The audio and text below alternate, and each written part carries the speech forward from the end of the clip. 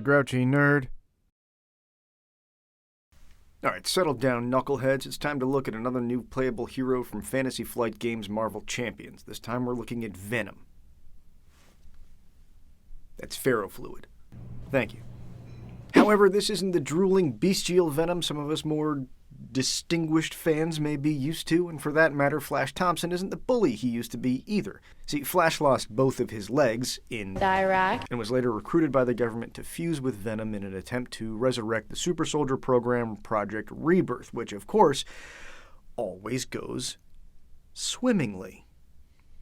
After a bit of a rocky start, including a Thunderbolts run that I highly recommend, Venom and Flash shared a much healthier, more balanced relationship than Venom had with Eddie Brock, thanks in no small part to Venom's time with the Guardians of the Galaxy, who helped him find his home world, where Venom learned that he is part of a peaceful species. Whoops. That's like me finding out I'm a teetotaler. That ship has sailed.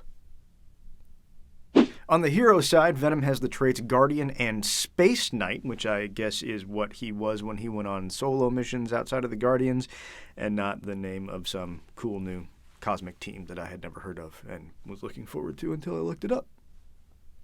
1 thwart, 2 attack, 2 defense, hand size of 5, hit points of 12. You can control 1 additional restricted upgrade, and once per phase you can take a damage to generate a wild resource. So 3 guns at a time makes sense if you have a tendril that can use a gun, like if you look at the art insert that came in the pack shows, that was then weirdly covered up for his hero art by his stats, and then was edited out entirely for his cover art. That's all weird.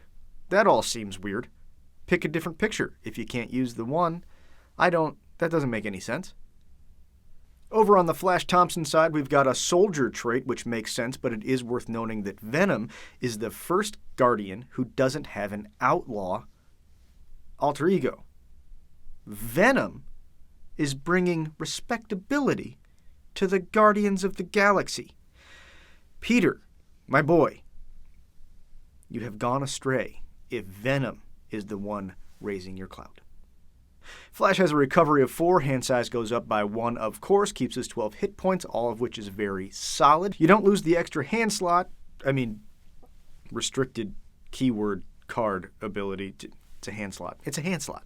In fact, he has a setup ability that plays right into it. Discard cards from the top of your deck until you discard a weapon, add it to your hand. So unlike other heroes with setup abilities, this one isn't search through the deck and find it. This is discard cards until you find one and add it to your hand. This means 2 very important things.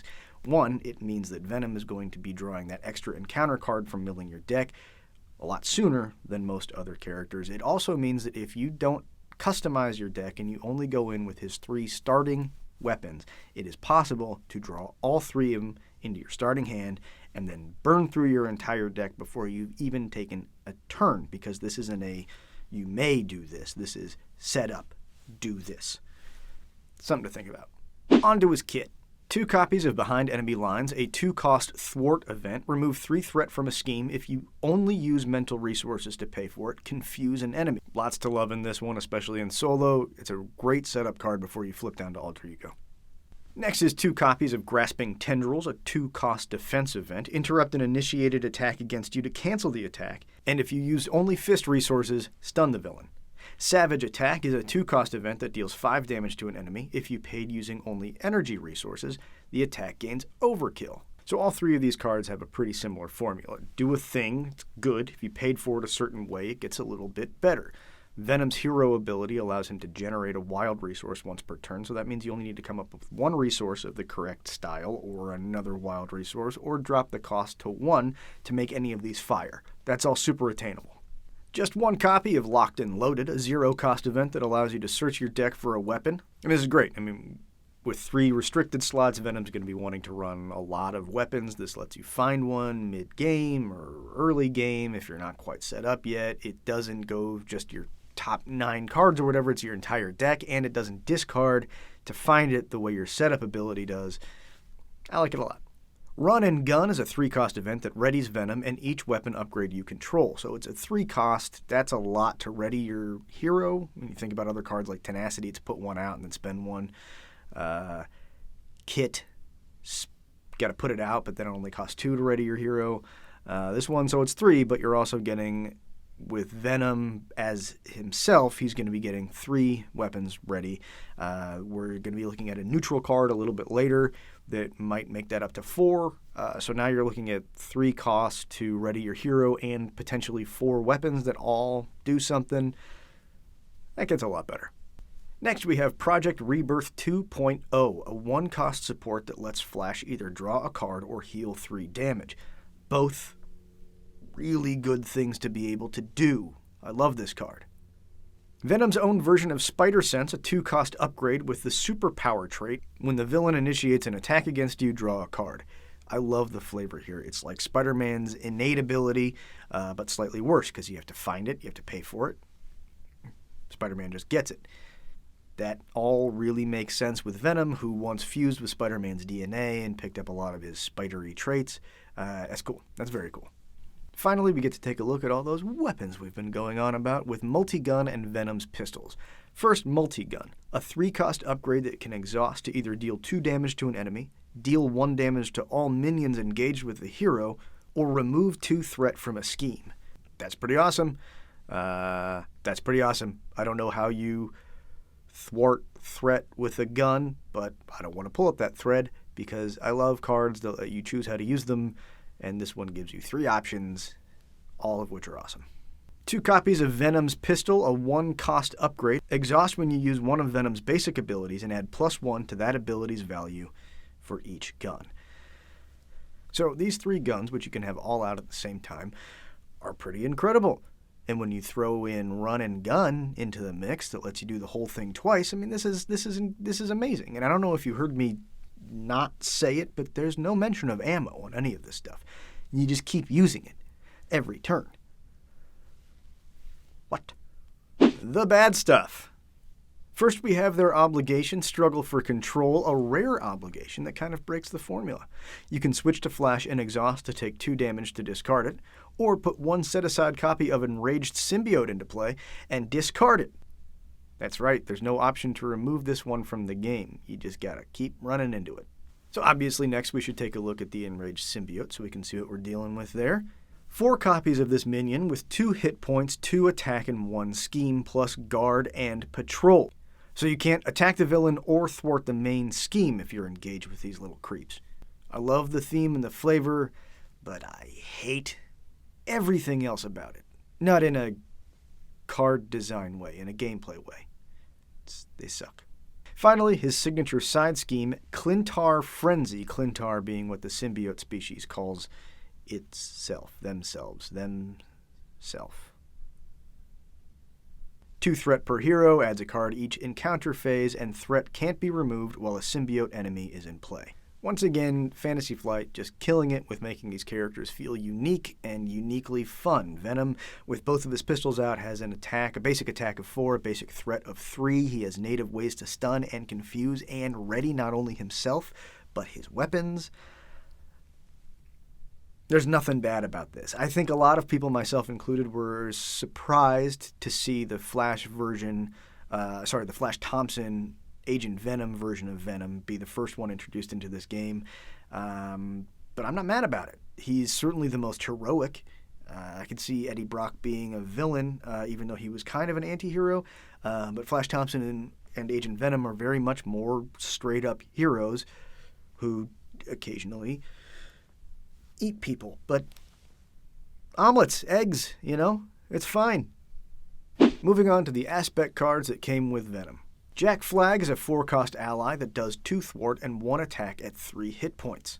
After Jack Flag thwarts, place 1 ammo on him, then as an action, exhaust Jack Flag to remove 1 ammo to deal 2 damage to an enemy. So you pay 4, which is gross, but then you do 4 thwart, an attack for 4 before then blocking an attack and discarding him. It's fine in the long run. 4 cost though.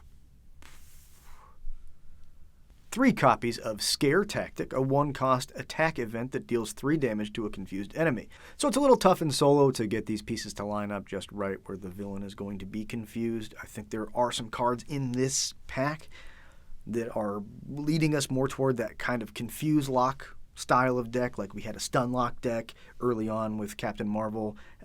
Nope, Captain America. I think we're getting there. Next up is 3 copies of a 1-cost event called Making an Entrance with some awesome Daredevil art. Get +2 to your basic thwart, then if you remove all threat from a scheme using your basic thwart, heal 2 damage. This is the kind of card that I absolutely love. It gets decreasingly valuable the more players you add to the game. In a 4-player game, +2 to your basic thwart is like whatever. In solo, if you're playing Venom, who is at a 1, but he has both pistols out, gets him to a 3. Play this, gets him to a 5 for his basic thwart. On any scheme, it's not the main scheme, it's on any scheme, you get to heal 2 for clearing it off. I love this. More of this, please. Sonic Rifle, because of course Agent Venom is going to need more guns than just the 3 he came with, is a 3-cost upgrade that uses 2 charge counters. Exhaust it and spend a counter to confuse an enemy or deal it 3 damage if it's already confused. Back to that idea of the Confuse Lock deck, this fits really, really well into it. Peter Quill rounds out the basic main Guardian team allies.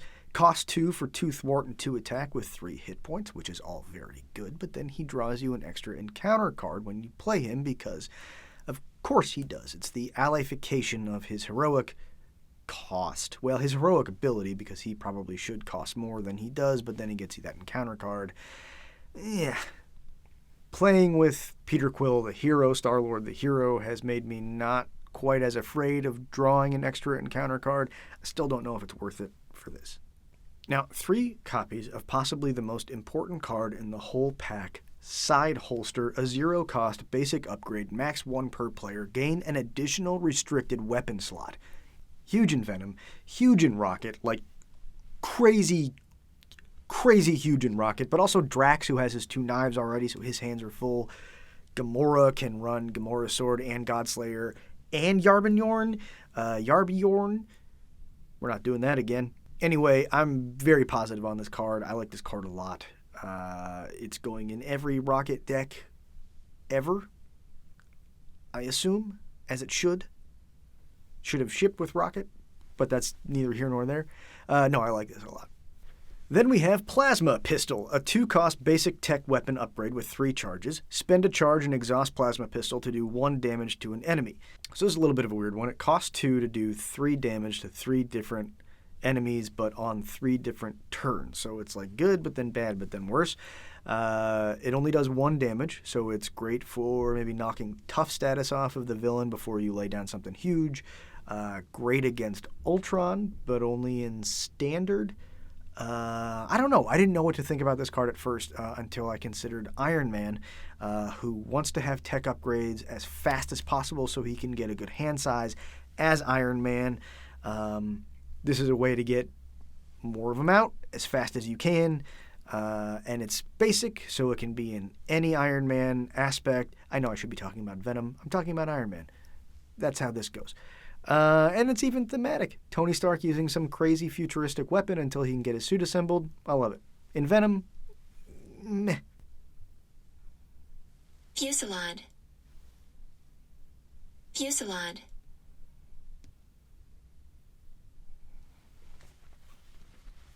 Three copies of Fusillade.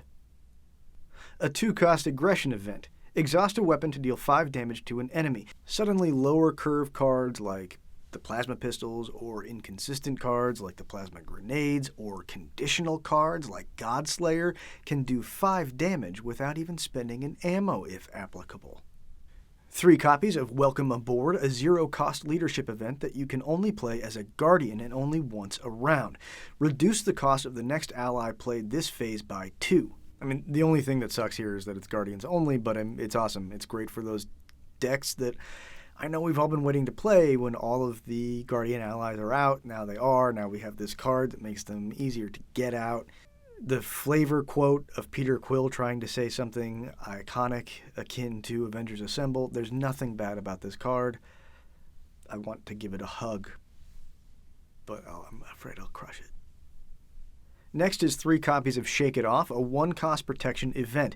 After a Guardian character takes any amount of damage from an attack, give that character a tough status card. This one feels particularly good in like a tanky Drax or Groot. Also worth noting that Star-Lord, of course, makes every ally Guardian, so this works on any of his allies. It's also really thematic and awesome in a Rocket deck using Groot as your main ally. Yeah, I like it. And rounding us out is 3 copies of Crew Quarters, a 1-cost basic support with the Location trait. Max 1 per player, exhaust to heal 1 damage from an alter ego. What a wildly anticlimactic way to end this pack and this video. It's boring. It's a boring card. It's a boring card to look at. It's a boring card to end with. It's a boring card to play. Get off my lawn.